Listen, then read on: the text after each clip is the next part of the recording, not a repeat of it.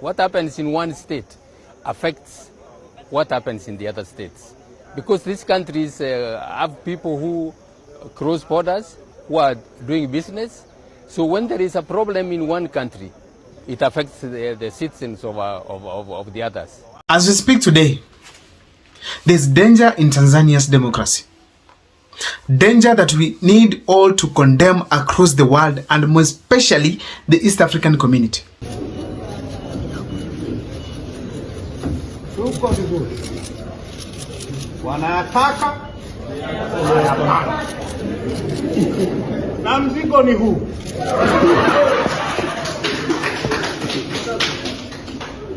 Mzigo ni huu, mzigo ni huu.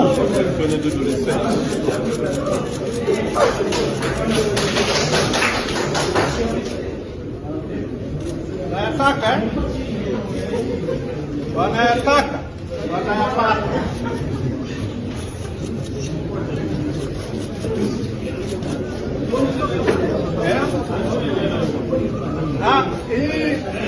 Hii Warioba anazungumzia majaji na utendaji haki. Wanasema nimesema vibaya majaji. Warioba ni wasemaji. I'm very well, sir. Happy to see you.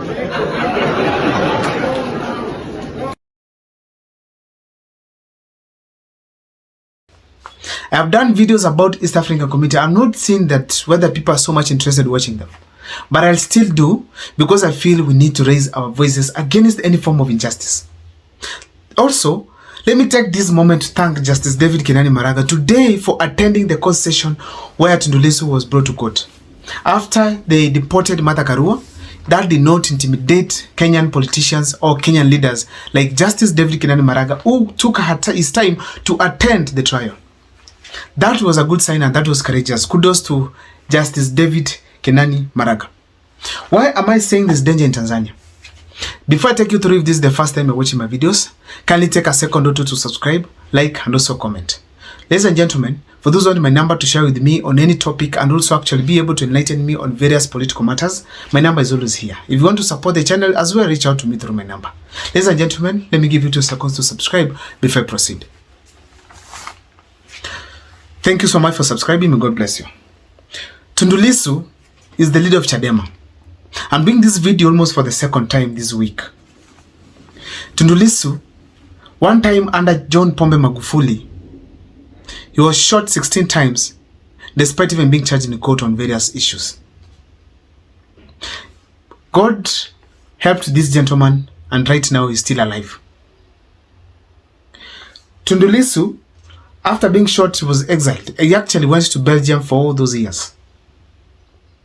He came back later on a few years ago.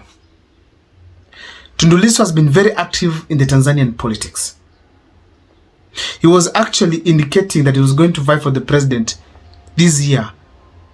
But unfortunately, he was arrested by the current government of Tanzania, led by the Chama cha Mapinduzi.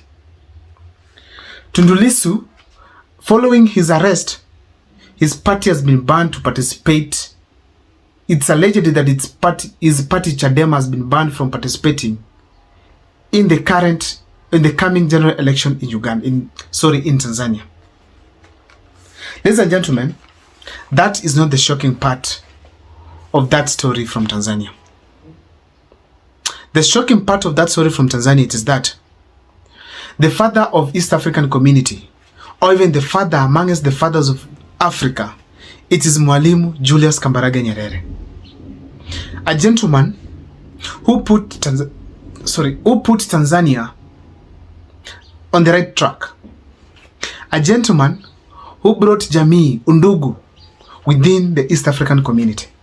What are the essentials of democracy? The essentials of democracy are that individuals should feel unharassed, that they are actually free in their society. Individual, this is the most essential thing.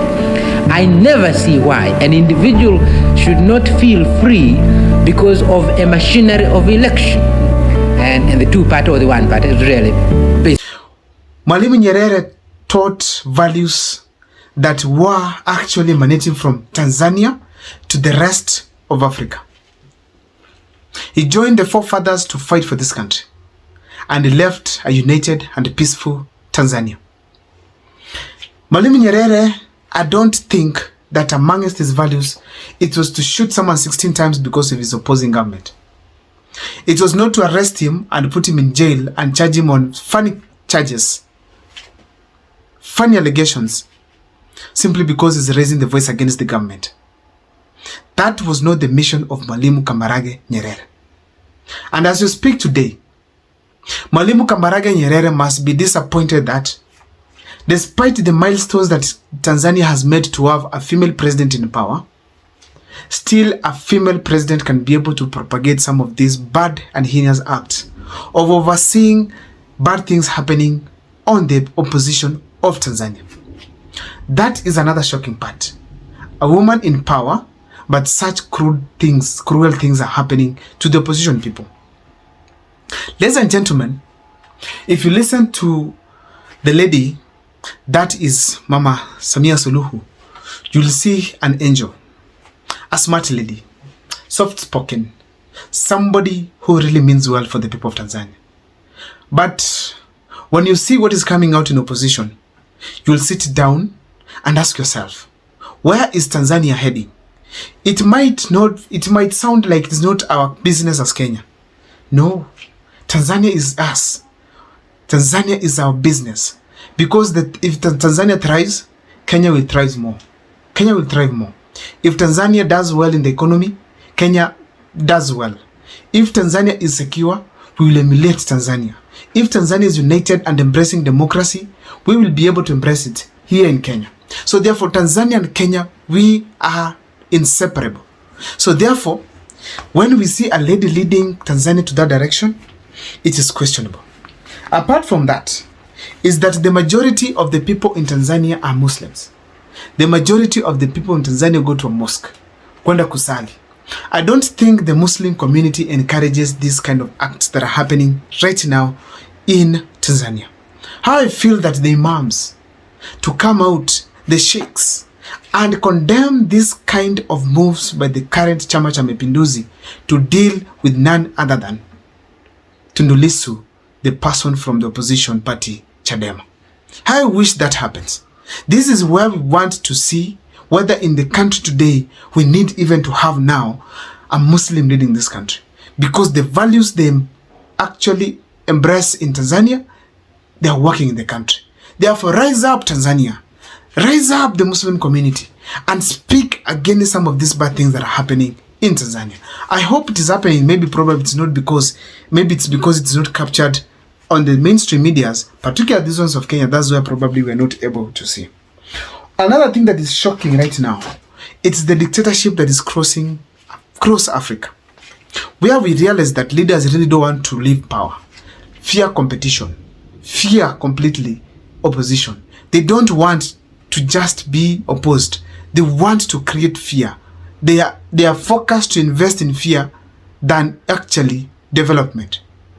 Look at some of our leaders, like now Ibrahim Traore, being fought by fellow Africans, which means there's also a lot of dictatorship even from neighbors. So the fact remains that we have to all take care of Tanzania. We need to see a scenario where if Chadema wins the presidency one time, they'll be able to treat Chama cha Mapinduzi very well without any form of intimidation, without any form of discrimination. That is the same thing that we are calling for. Lastly and not least, we are also trying to see that the form of relationships that are occurring between the African countries with also those ones from the West, where we realize that people are being used in Africa to literally deal with the Africans in the wrong way. I don't know what is your take as far as the African nature of leadership is concerned, but let me see in the comment section what you think about our lovely Tanzania country. We love the Tanzania people. We love the Tanzania country. I would like actually to be there someday, but with this kind of leadership, we have to speak. I don't know what's your take, but in the comment section, let me see what you think as far as what is happening in Tanzania.